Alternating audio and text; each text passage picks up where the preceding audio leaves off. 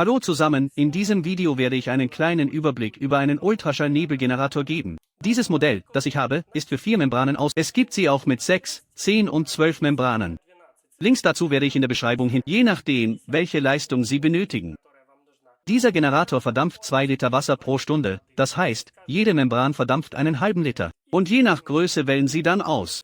Das heißt, 6 Membranen ergeben 3 Liter, 10 5 Liter und 12 6 Liter pro Stunde. Manche Verkäufer schreiben, dass er mehr verdampft. Nun, ich nehme die minimal angegebenen Eigenschaften, um niemanden zu täuschen. Dieses Modell wird betrieben. Hier steht, dass die Stromversorgung 36 bis 50 Volt beträgt. Aber alle Verkäufer, die es bereits im Set mit Netzteilen verkaufen, da ist im Lieferumfang immer ein 48 Volt Netzteil dabei, das sie verwenden, das heißt 36 Volt haben. Deshalb werde ich es zum Beispiel mit 48 Volt anschließen. Hier ist es. Und hier haben wir ein 200 Watt Netzteil.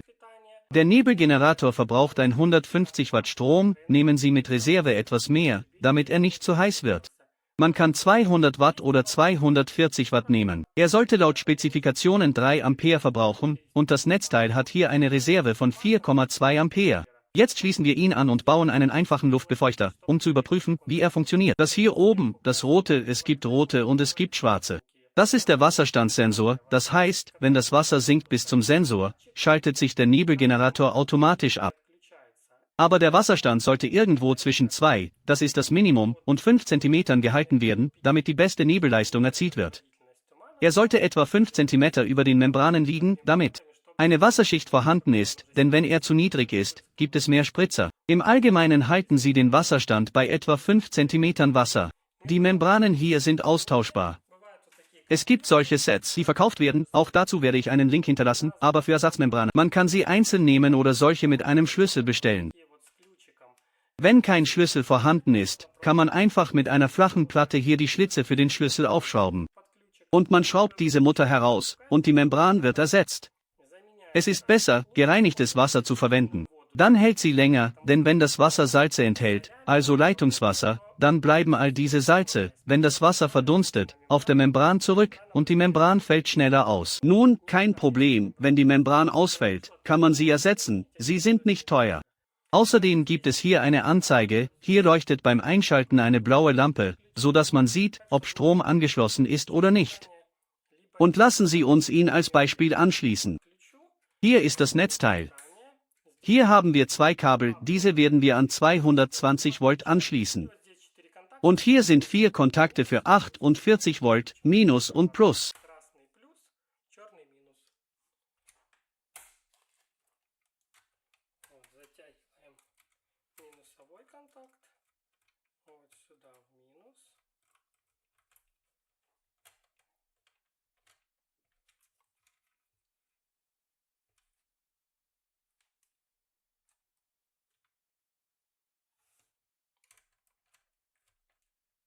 Wir schließen diese Kabel an.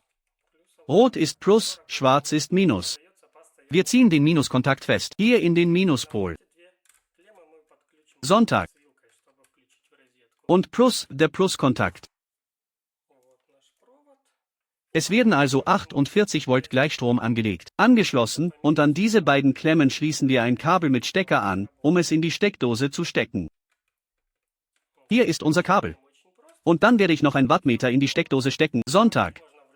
Der Anschluss ist sehr einfach, das heißt, angeschlossen, alles ist bereit. Man kann ihn manuell steuern, oder man kann einen Feuchtigkeitsregler an den 220 Volt Kreislauf anschließen, der ihn automatisch ein- und ausschaltet, denn man kann ihn zum Beispiel zur Befeuchtung eines Gewächshauses verwenden, oder eine Pilzzucht wird funktionieren und die benötigt, wenn er für den Dauerbetrieb gedacht ist, zum Beispiel in einem Teich, ihn absenkt, damit Nebel über dem Teich liegt, dann wird er ständig arbeiten, und ein Feuchtigkeitsregler ist dann nicht mehr nötig. Sie entscheiden also je nach Notwendigkeit, ob er benötigt wird oder nicht.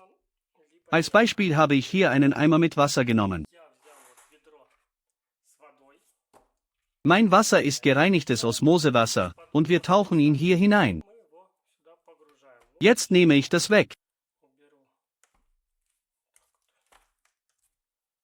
Das Kabel ist lang, wir tauchen ihn ins Wasser.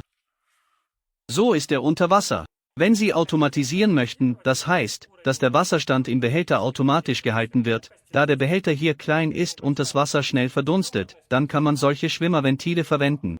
Sie bohren ein Loch, einen Link dazu werde ich auch hinterlassen, schneiden es so aus. Nun, so wäre es umgekehrt. Und wenn der Wasserstand sinkt, der Sensor wird ausgelöst, das Ventil öffnet sich, der Wasserstand steigt und wird dann abgesperrt.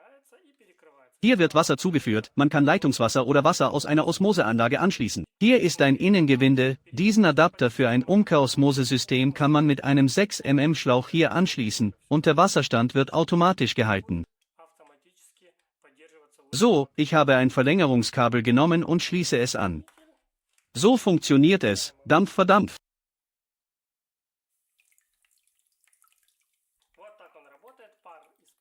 Man muss aber einen Deckel anfertigen, damit diese Spritzer nicht herumfliegen, und 2 Löcher in den Deckel bohren. Ich zeige es jetzt als Beispiel. Ich habe einen Deckel genommen und 2 Löcher gebohrt. Jetzt mache ich noch ein drittes für das Kabel, um den Deckel hermetisch auf den Eimer zu schließen. Hier führen wir das Kabel durch. Und in ein Loch werden wir mit einem Lüfter Luft blasen, und aus dem zweiten Loch wird Dampf austreten. Das heißt, wenn Sie ihn nach oben leiten möchten, müssen Sie hier ein Rohr anschließen. Man kann ein 50R Loch ausschneiden und ein Abwasserrohr nehmen und dieses Rohr nach oben führen, damit der Dampf höher austritt, denn sonst würde er sich einfach unten ausbreiten. Und jetzt filme ich es von der Seite. Von der Seite ist der Dampf sehr gut zu sehen, das heißt, ich lege eine Fliese hin, und es entsteht so ein Ausbruch, der Dampf schießt mit einem so kräftigen Strahl direkt an die Decke. Selbst so ein einfacher Luftbefeuchter hat eine ziemlich hohe Leistung. Und es ist wirklich cool geworden. Wenn man ein Rohr anbringt, kann man eine Verzweigung in verschiedene Zonen machen. Zum Beispiel, wenn Sie ein großes Gewächshaus haben, teilen Sie das Rohr. Setzen ein T-Stück ein, und in den einen und den anderen Teil können Sie diesen Dampfstrom aufteilen, denn selbst mit 4 Membranen ist der Dampf wirklich sehr stark.